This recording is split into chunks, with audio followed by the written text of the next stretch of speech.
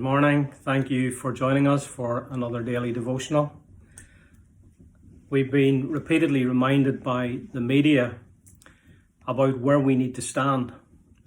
We're told that in order to prevent the spread of a dangerous and potentially deadly virus, that we need to stand at least 2 meters apart. Our position as we go about our daily lives is important. But what about our position before God? Where do you stand before God?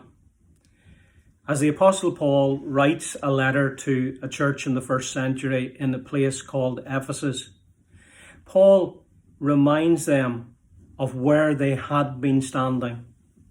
And then he also tells them about where they are standing now. And he tells them what made the difference, or who made the difference. As Paul writes this letter in chapter 2, verse 1, let me read what it says. You were dead in the trespasses and sins in which you once walked, following the course of this world.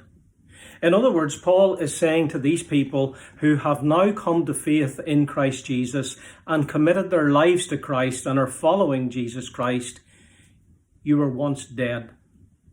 That might sound like strange terminology, but these were people who were physically alive. They were walking around, they were eating, they were drinking, they were breathing.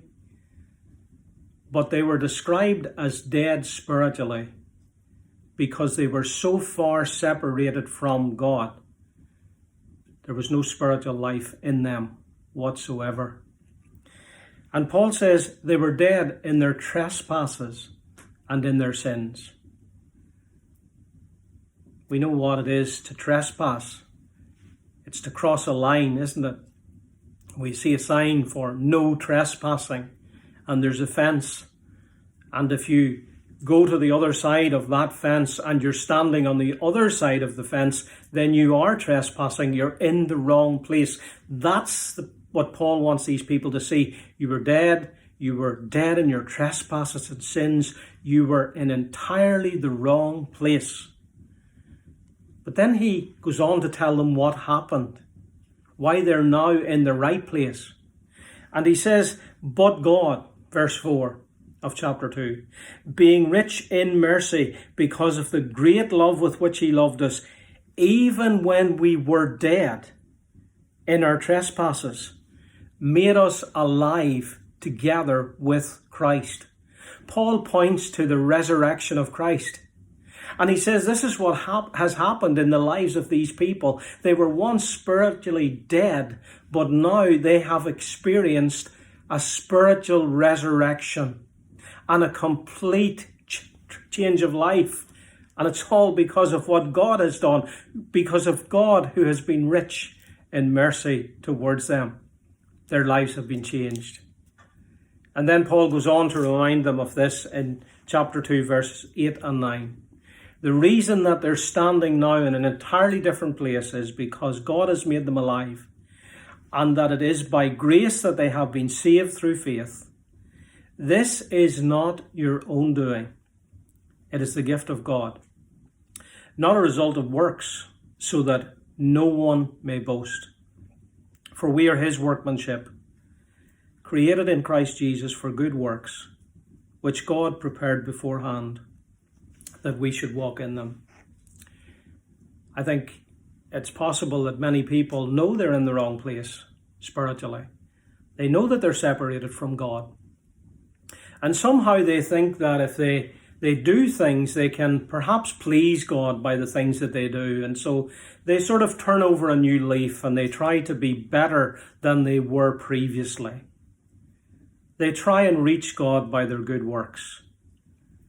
But Paul is keen to emphasize to these believers that they have been saved, rescued, redeemed by grace. What is grace? Grace is getting what we don't deserve. Someone has used an acronym for grace, and they have put it like this: grace is God's riches at Christ's expense.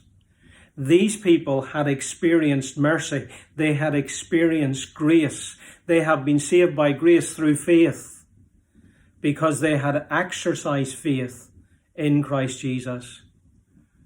Now, we exercise faith on a daily basis, I believe. On a number of ways we can exercise faith. We can arrive at an airport. We can walk the steps that will lead us through the door of a plane. We can sit down on a seat. We've never been on that plane before. We don't know the pilot. There's an element of faith. There's an element of trust in that. But people who are saved by grace have exercised faith in Jesus Christ. They have put their faith and their trust in what Christ has done, not their own works to save them, but they have trusted in Christ's work. They have trusted in what he did, the perfect life that he lived, the substitutionary sacrificial death that he died. They have trusted in his resurrection and ascension, and they have put their faith, their trust in Jesus Christ. Paul was able to say to these people, you've been saved by grace through faith. It's not of yourself. It's not of works. But he goes on to say, we are his workmanship, and we are created in Christ Jesus for good works. And so as we start a new day, and as we start a new week, as we reflect on what God has done for us, we can think of where we once were. We can think of where we now are. And we can give thanks to God for Jesus Christ. And we can now engage in good works, in sharing the good news about Christ with others.